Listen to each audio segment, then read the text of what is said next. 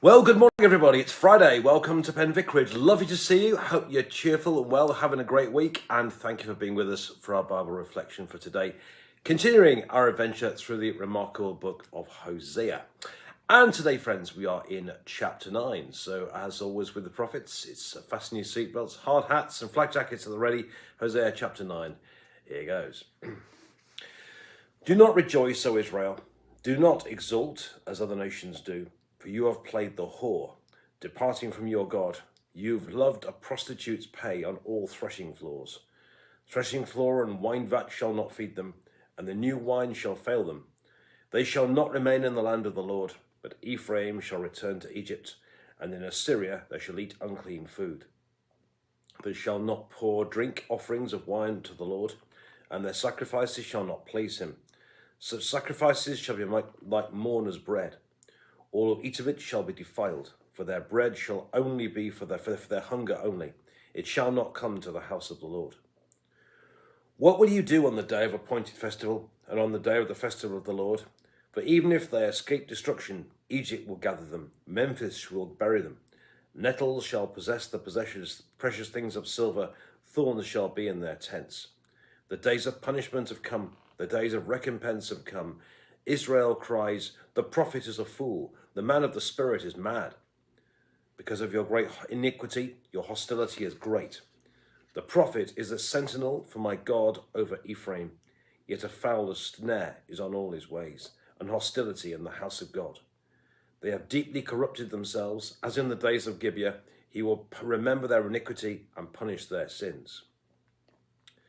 Like grapes in the wilderness, I found Israel. Like the first fruit on the fig tree in its juice in its first season, I saw your ancestors. But they came to Baal Peor and consecrated themselves on a thing of shame. They became detestable like the thing they loved. Ephraim's glory shall fly away like a bird. No birth, no pregnancy, no conception. Even if they bring up children, I will bereave them until no one is left. Woe to them indeed when I depart from them. Once I saw Ephraim as a lovely palm planted in a lovely meadow, and now Ephraim must lead out his children for slaughter. Give them, O Lord, what would you give? Give them a miscarrying womb and dry breasts. Every evil of theirs began at Gilgal, and I came to hate them because of the wickedness of their deeds. I will drive them out of my house. I will love them no more. All their officials are rebels. Ephraim is stricken. Their root is dried up. They shall bear no fruit. Even though they give birth, I will kill the cherished offspring of their womb, because they've not listened to him. My God will reject them. They shall become wanderers among the nations. And this is the word of the Lord. Thanks be to God. Tough stuff this morning, strong words. So what's the problem? Well, here at the in the first couple of verses, in no uncertain terms, Hosea's description of God's people using strong words. Don't look so pleased with yourselves because you've played the whore. You've loved a prostitute's pay on all threshing floors. In other words, you really have. So what he's saying is, like a prostitute, like an unfaithful person, you've been unfaithful to God. You have worshipped other gods. You have made all sorts of alliances with countries that you shouldn't have done, and without asking God, and basically you've turned your back on God like an unfaithful person. You've done the same thing. And he then goes on to say that although you may have loved the prostitute's power on the threshing floor and vine shall not feed them, and the new wild wine shall fail them. So he's saying you've been unfaithful to God, and you've looked in other places, but like the threshing floor, it will do you no good. So essentially that's what he's saying. And then he goes on in verses 3 to 6 to give religious warnings as well. And essentially what he says is, you shall return to Egypt, which is of course the place of slavery in the past. He's saying in Assyria, because you'll go there as well, which is in modern day Iraq, taken into exile, is what happened later. He says you shall eat unclean food. You shall not have any sacrifices. In verse 4, they won't do you any good. And in verse 5, you won't be able to do your festivals either. Now, this all sounds a bit odd, because you could say in our modern secular age, you might say, so what? If someone was to say to us today, You can't do any sacrifices, and your festivals and your pilgrimages is not going to happen anymore. I think it probably might just about reach the middle pages of the local rag or something like that. But actually, it's amazing because people actually do enjoy the tats of religion. Imagine if we were told that you couldn't do Christmas anymore, or you couldn't do Easter, or something like that. And if we were told you couldn't do it anymore, I think people actually would be sad. I think actually society would be sad as well. Because I think to some extent people do enjoy a certain amount of what you might call comfortable religion, the kind of religion that makes you comfortable. People quite enjoy festivals and enjoy a bit of religious ritual from time to time.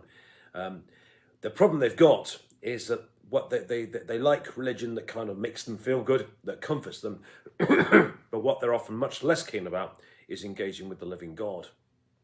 Because God asks questions of us. Engaging with the living God means that our lives have to change. We have to do things differently. Our priorities have to change. Our relationships change. What we do with our resources, what we do with our time and our money changes as well. When we worship the living God, we have to pursue things like justice. So what he's saying here is, don't look so pleased with yourselves because you've been unfaithful. You've acted like prostitutes and you've acted like whores and so on.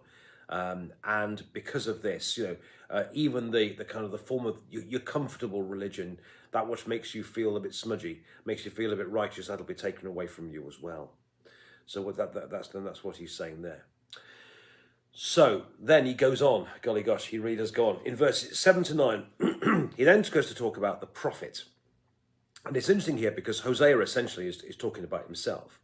And he's saying, Israel cries, the prophet is a fool, the man of the spirit is mad. Now, God does raise up people from time to time, like Hosea, who actually speak God's truth. And what's happened here is that that Hosea is saying God's words. But all the people are laughing at him, are saying he's an idiot, he's saying he's a fool, he's saying he's deranged, or whatever it may be, and they're laughing at him, the prophet is a fool, the man of the spirit is mad. And so because of that, they can easily ignore what he's saying.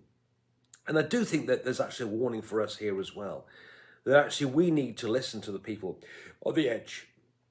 Tomorrow I'm going to be chairing a synod meeting, and that's absolutely fine. But it's actually right that we will, and you get these kind of meetings, and often you get a consensus going, which is absolutely great. But occasionally you get somebody who will speak from the edge, and it's really important on our church councils and in the church generally, and in the church in our church and so on. It's really important that we listen to people on the edge, because occasionally people on the edge come out with something which is uncomfortable, which is against the prevailing culture, which is not necessarily what we want to hear. But sometimes, like Hosea, they're right. And it's really important that we don't laugh people off as fools, that actually we listen to people, because if we don't, we may end up like the people here, dismissing God's prophet as a fool as well. So it's really important that we listen to people here.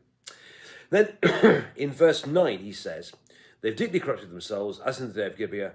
He will remember their iniquity and will punish their sins. And these are hard words. He's saying, I will remember their iniquity and I will punish their sins. What's quite interesting that is in another book called Jeremiah, which is written later. Jeremiah looks forward to a day when actually things change, when actually they've actually served their sentence, if you like.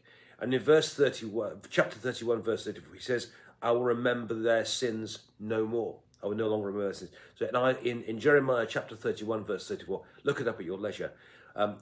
Jeremiah looks at time beyond this, when the people have learned their lesson and it's time to come back from exile, when God says in chapter 34, verse 31 of Jeremiah, I will remember their sins no more.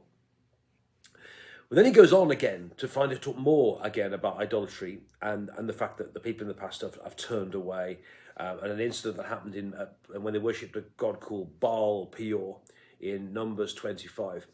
Well, I think what is quite interesting is that what he's saying is that when people worship things, they become like them. So for they came to, this is chapter Hosea 9 verse 10, he says, but they came to Baal Peor and consecrated themselves to a thing of shame and became detestable like the thing they loved. And I do think this is a feature that comes out in the Bible a lot, is that we do become like that which we worship. What we worship, we become like.